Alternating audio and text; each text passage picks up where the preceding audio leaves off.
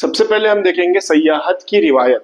सयाहत की रिवायत क्या है? कदीम जमाने से जो सयाहत है वो बहुत कदीम जमाने से चली आ रही है। सयाहत का मतलब, जैसा कि मैंने आपको पहले भी बताया, कि सयाहत का मतलब अपने इलाके से निकलकर किसी और इलाके में जाना और उसकी ज्योग्राफिकल नॉलेज या उसकी किसी भी तरह की क्या करना, नॉलेज निकालना या उसके बारे में जानकारी इकट्ठा करना, ये क्या कहलाता है? सयाहत कहलाता है। और सयाहत की अलग अलग किस्में भी हैं जिसको हम पूरे इस लेसन में देखने वाले हैं। तो यहाँ पर कुछ चीजें बताई हुई है, क्या आप जानते हैं इसके बारे में? कि बेंजामिन ट्यूडिला नाम के मशहूर एक सयाह थे जो 1159 से लेके 1173 तक के कई मुल्कों तक के घूमे थे। जो यूरोप के बहुत सारी कंट्री है, उन कंट्रीज में इन्होंने क्या किया था, एज अ सयाहत के तौर पर क्या किए थे, वो गए थे, एज अ टूरिस्ट वो गए हुए थे। तो कौन कौन सी कंट्री है? जैसे फ्रांस है, जर्मनी है, इटली है, यूनान, शाम, अरब, मिस्र, ईरान। ईरान, ये हुई यूरोप की कंट्रीज। और एशिया कंट्री में भारत और चीन, इनके भी इन्होंने क्या किया है, सफर किए। तो ऐसे इन्होंने क्या किया, पूरे पूरे कंट्रियों का सफर किया और इनके साथ जो भी चीजें क्या आती थी, पेश आती थी, वो क्या करते थे, अपनी रोज नामचा की एक बुक थी उसमें क्या करते थे, उन चीजों को लिखा करते थे। इसके बाद है tourist Marco Polo. Marco Polo ने तकरीबन एशिया के कंट्रीज में क्या किया, अपने आप को एज अ टूरिस्ट घूमने के लिए वो क्या किए थे, निकले थे। और वो तकरीबन चीन जो है, चीन जो कंट्री है, चीन कंट्री को दुनिया से मुतारिफ कराया और 17 साल तक के वो चीन में क्या रहे, खुद रहे, जिससे उन्हें वहां की मजहबी, सकाफती, समाजी जिंदगी के बारे में क्या हुई, मालूमात हासिल हुई, जिसकी वजह से यूरोप और एशिया के बीच में तिजारत, ट्रेड का क्या हुआ, आगाज हुआ। इसके बाद है इब्ने बतूता, जो कि दुनिया भर में इन्होंने क्या किया, अपने आप को एज अ टूरिस्ट घुमाया। और ये तकरीबन 30 सालों तक के क्या करते रहे, सफर करते रहे। और इनका अज़म था, इन्होंने कसम खा के रखी थी कि जिस रास्ते से एक बार जाएंगे उस रास्ते से दोबारा नहीं जाएंगे। जिसकी वजह से हम इनकी जो रोजनामा किताब है, जिसके बेसिस पे हम क्या कर सकते हैं, ऐदे वस्ता के बारे में बहुत ज्यादा मुताला कर सकते हैं या उनके बारे में अच्छे से जान सकते हैं। इसके बाद है गिरहार्ड मर्केटर। इन्होंने जो है ग्लोब का पहला नक्शा, जो हमारा दुनिया है, दुनिया का इन्होंने पहले दफा क्या किया था, नक्शा बनाया था, जिसकी वजह से इन्हें बहुत ज्यादा क्या है, शोहरत हासिल है। और इस वजह से जो तहकीयाती मुहिम है, इनमें क्या हुई है, बहुत ज्यादा आसानी हुई है। मतलब जब हमारे पास ग्लोब होगा तो ग्लोब बेसिस पे कोई भी तहकीक या कहीं पर आना जाना बहुत आसान होता है। लाइक मुझे अगर यहाँ से किसी और प्लेस पे जाना है और उसका मुझे रास्ता पता है, तभी मैं क्या कर सकता हूँ, वहां पर जा सकता हूँ। और मुझे उसका रास्ता नहीं पता है, उसका मैप मुझे नहीं पता है, तो मेरे को बहुत ज्यादा दुश्वारी होगी। तो इन्होंने जब क्या किया, मैप बना दिया, तो मैप की वजह से बहुत सारी तहकीक करने में क्या हुई, आसानी हुई। जैसा कि मैंने आपको बताया कि सयाहत का मतलब ही क्या होता है, अपने इलाके से किसी दूर दराज इलाके में किसी भी वजह से क्या करना, जाना, ये क्या कहलाता है, सयाहत कहलाता है। तो जब हम 19वीं सेंचुरी में देखेंगे तो 19वीं सेंचुरी में एक थॉमस कुक नाम के आदमी थे। इन्होंने क्या किया, पहली दफा यूरोप की कंट्री में ट्रेन का सफर 600 लोगों के लिए फ्री में क्या किया, मुनक्किद किया। और उन्हें 600 लोगों को क्या किया, यूरोप में घुमाया। और उसके बाद जब वो उन लोगों की क्या की गई, इंटरव्यू लिया गया, या उनके उन्होंने अपने बारे में अपना जो सफरनामा था, वो सफरनामा अपने लोगों को, अपने दोस्तों को बताया, तो लोगों को बहुत ज्यादा क्या हुई, लोगों को बहुत ज्यादा तजस्सुस पैदा हुआ और वो भी इस सफर को करना चाहते थे।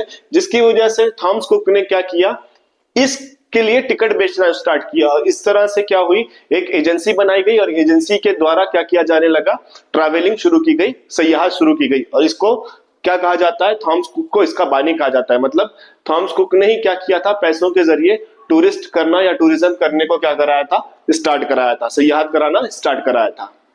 आपको तो पता ही होगा कि हमारे यहाँ पर क्या किया जाता है, पैदल यात्रा निकाली जाती है। जैसे भी हम देखें तो जो साईं बाबा है, साईं बाबा के दर्शन के लिए लोग, बहुत सारे लोग क्या करते हैं, पैदल यात्रा निकालते हैं। तो यात्रा जो होती थी वो पहले भी क्या की जाती थी और अभी भी की जाती है। तो इसी तरह महाराष्ट्र में भी जो शुमाल के सिमत में अयोध्या तक के जाते थे, उस सफर को क्या किया गया है, विष्णु भट्ट ने अपने बुक में लिखा है। और उस बुक के थ्रू हम क्या कर सकते हैं, पहले की जबान जो मराठी लैंग्वेज थी उसके बारे में। और जब अयोध्या तक के जा रहे हैं तो दैट मीन्स वहां पे रानी लक्ष्मीबाई का जो झांसी का इलाका है वो भी पड़ेगा। तो उससे उसकी वजह से रानी लक्ष्मीबाई के बारे में भी उनमें, उस किताब में क्या मिलती है, जानकारी मिलती है। और बहुत सी अलग अलग जानकारी इनकी किताब में क्या है, मौजूद है। सयाहत की किस्में।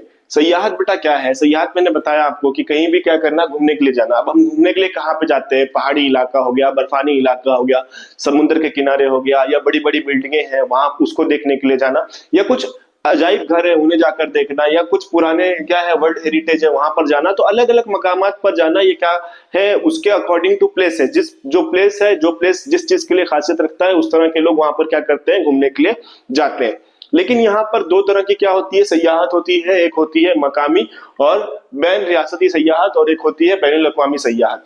मकामी और बैन रियासत सयाहत मतलब ऐसी सयाहत जो हम अपने इलाके में या अपने रियासत या अपने कंट्री के अंदर में करते हैं, ये क्या कहलाता है? मकामी और बैन रियासती सयाहत। जैसे हम महाराष्ट्र में हम मुंबई में घूम रहे हैं, औरंगाबाद में घूम रहे हैं, तो ये क्या है? मकामी सयाहत है। हमने क्या किया, किसी और स्टेट में चले गए, शिमला चले गए, मनाली चले गए, ताजमहल देखने के लिए चले गए, राजस्थान चले गए, तो वो क्या हो गई? रियासती सयाहत हो गई। लेकिन अपनी जो कंट्री की हुदूद है, उस हुदूद से बाहर जाना, ठीक है, अपने बॉर्डर से बाहर जाना क्या कहलाता है? बैनुल अक़वामी सयाहत कहलाता है। जैसे हम यहाँ से नेपाल चले गए तो वो भी क्या है? एक तरह की बैनुल अक़वामी सयाहत है। हम श्रीलंका चले गए, ये भी एक बैनुल अक़वामी सयाहत है। हम दुबई चले गए, ये भी एक क्या है? बैनुल अक़वामी सयाहत है। इवन लोग हज के लिए जाते हैं, वो भी क्या है? एक बैनुल अक़वामी सयाहत है। मतलब अपने इलाके से निकलकर, अपने कंट्री से निकलकर दूसरे कंट्री में जाना, ये क्या है? बैनुल अक़वामी सयाहत है। और अपनी रियासत से निकलकर दूसरे रियासत में जाना, ये क्या है? रियासती सयाहत है। अपने इलाके से दूसरे इलाके में जाना, वो क्या है? मकामी और बैन रियासती सयाहत कहलाता है। ठीक है, तो दोनों में डिफरेंस समझ में आया। रियासती सयाहत ऐसी सयाहत जो हमारी रियासत में की जाए, और बैनुल अक़वामी सयाहत जो गैर मुल्क में किया जाए, अपने मुल्क को छोड़कर दूसरे मुल्क में जाया जाए घूमने फिरने के लिए, वो बैनुल अक़वामी सयाहत कहलाती है। इसके बाद टॉपिक है तारीखी सयाहत। तारीखी सयाहत का मतलब क्या होता है बेटा? तारीखी सयाहत का मतलब होता है कि किसी ऐसे प्लेस पर जाना जो क्या है? वर्ल्ड हेरिटेज है, या जहां पर किसी ऐसे इंसान के बारे में हमें जाने से क्या होगा? जानकारी हासिल होगा, या किसी ऐसी इमारत के बारे में जानकारी हासिल होगा जो बहुत कदीम है, बहुत पुरानी है। जैसे यहाँ पर हमारे यहाँ पर महाराष्ट्र में बहुत सारे ऐसे किले हैं जो छत्रपति शिवाजी महाराज के बारे में क्या करते हैं? बताते हैं। तो उन किलों पर जाना भी क्या है? एक तरह का तारीखी मकामात है। बीबी का मकबरा है, वहां पर जाना भी क्या है? एक तरह का तारीखी मकामात है। अजंता एलोरा के गार है, वहां पर भी जाना तो एक क्या है? तारीखी तरह के मकामात है। मतलब ऐसे मकामात जो क्या है? तारीखी मकामात है, ऐसे प्लेसेस पे जाना क्या कहलाता है? तारीखी सयाहत कहलाता है। जुग्राफियाई सयाहत। जुग्राफियाई सयाहत क्या होता है बेटा? कि किसी भी इलाके के नेचर के बारे में क्या करना? मालूमात हासिल करना, या वहां की जमीन कैसी है, वहां का इन्वायरमेंट कैसा है, ये सारी चीजों की मालूमात करना क्या कहलाता है? जुग्राफियाई सयाहत कहलाता है। जैसे कोई फूलों की वादी है, वहां पर जाना, उस जगह पे जाकर क्या करना? उसका जायजा लेना, जुग्राफी सयाहत है। कोई ऐसा इलाका है जहां की जमीन नेचुरली क्या है? टेढ़ी मेढ़ी है, या पहाड़ी इलाके हैं, तो ऐसी जमीन भी क्या कहलाएगी? जुग्राफियाई सयाहत कहलाएगी। जुग्राफियाई सयाहत में ज्यादातर क्या किया जाता है? कुदरती मनाजिर जो होते हैं, उन चीजों को देखने के लिए किए जाते हैं। जैसे मैंने आपको बताया कि फूलों के बागात हो गए, बड़े बड़े बगीचे हो गए, या बड़े बड़े पहाड़ हो गए, ये सारी चीजें किस में आती है? जुग्राफियाई सयाहत में आती है। तिब्बी सयाहत। तिब्बी सयाहत मतलब होता है बेटा मेडिसिनल टूरिज्म। ठीक है, मेडिसिन के लिए क्या किया जाए? टूरिज्म किया जाए। तो हमारी जो कंट्री है, हमारी कंट्री में बहुत सारी अलग अलग अद्वियात और जड़ी बूटियां पाई जाती हैं। उन जड़ी बूटियों को हासिल करने के लिए, या उन जड़ी बूटियों से जो दवाइयां बनी होती है, उन्हें हासिल करने के लिए अलग अलग इलाके से लोग क्या करते हैं? हमारी कंट्री में आते हैं।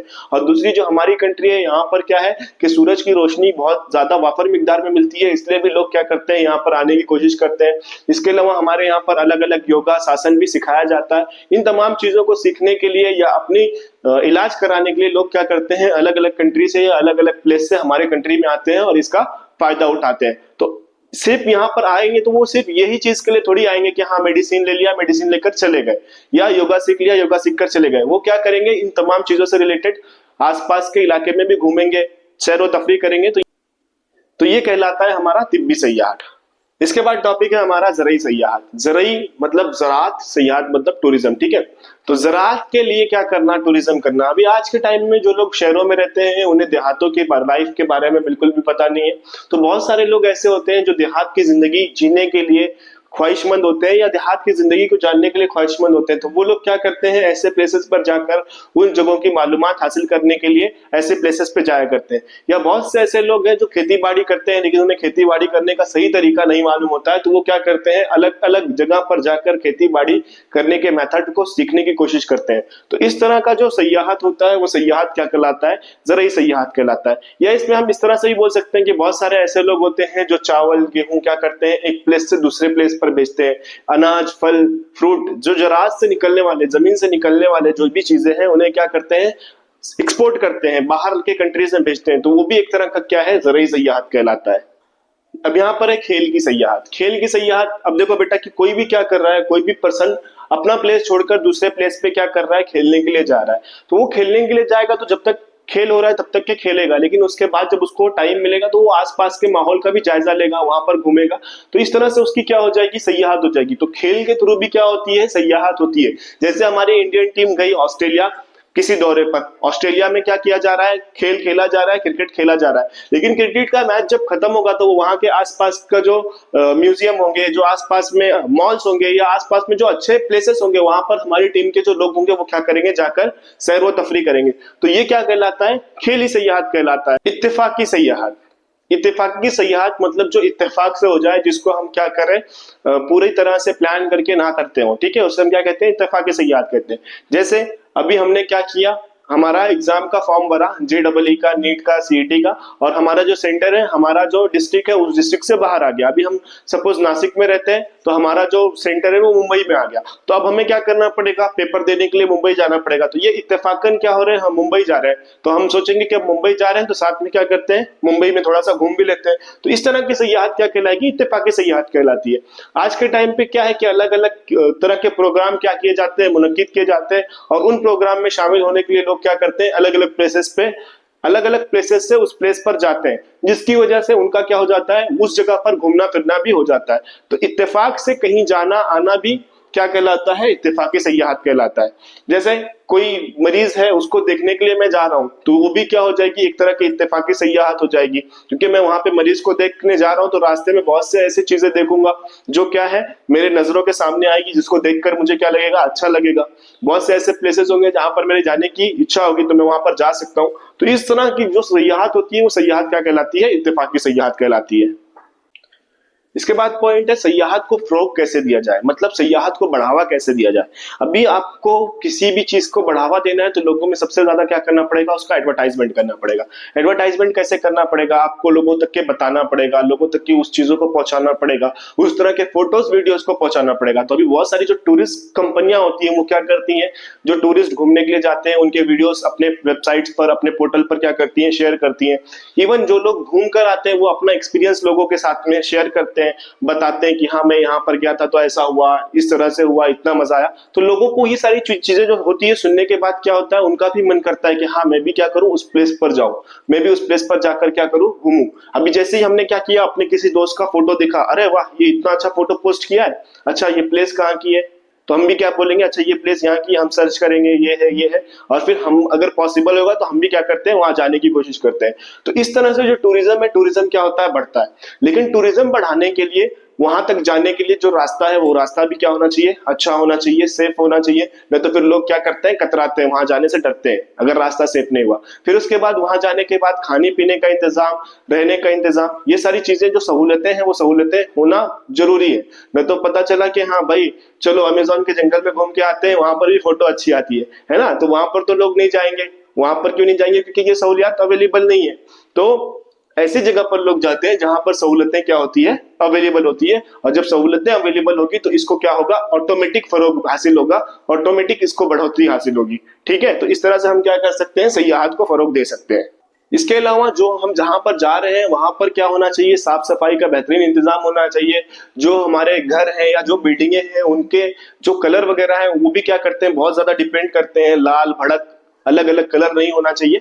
तो ये सब चीजें क्या करती हैं, बहुत ज्यादा मैटर करती हैं किस चीज के लिए, सयाहत को फरोग देने के लिए। इसके साथ साथ अगर टूरिज्म को क्या करना है, बढ़ावा देना है, तो जहां पर भी लोग क्या कर रहे हैं, घूमने के लिए जा रहे हैं, उस इलाके के बारे में उन्हें क्या होना चाहिए, अच्छे से मालूमात होना चाहिए। तो अगर कोई बंदा नया जा रहा है तो उसको तो मालूमात नहीं होगा। मालूमात कैसे हो सकती है, अगर उस इलाके का क्या दिया जाए, उसे मैप दिया जाए, या कोई उसको क्या करे, गाइड रख ले, जो गाइड क्या करे उसको हर चीज के बारे में बताए, प्लेस टू प्लेस पर क्या हुआ, कैसे हुआ, वहां की हिस्ट्री के बारे में उसको जानकारी हो, वहां की लैंग्वेज के बारे में जानकारी हो, तो वो गाइड क्या कर सकता है, उन्हें बता सकता है। इसके साथ साथ जो बंदा जहां पर जा रहा है अगर उस लैंग्वेज को वो अच्छे से जानता है वहां के, जैसे कोई केरला जा रहा है तो केरला की लैंग्वेज अच्छे से उसको आना चाहिए, कोई बाहर से महाराष्ट्र में आ रहा है तो उसको मराठी अच्छे से आना चाहिए। अगर वो इस लैंग्वेज के बारे में थोड़ा बहुत भी जानता है तो क्या कर सकता है, वो लोकल लोगों के साथ में बातचीत करके अपने प्रॉब्लम्स को या अपने जो जरूरत की चीजें हैं उसे क्या कर सकता है, वो हासिल कर सकता है।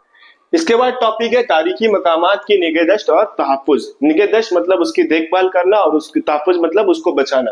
तो अगर हम तारीखी मकामात देखें तो ये दो तरह के तारीखी मकामात, एक होता है कुदरती विरसा, एक होता है तहज़ीबी विरसा।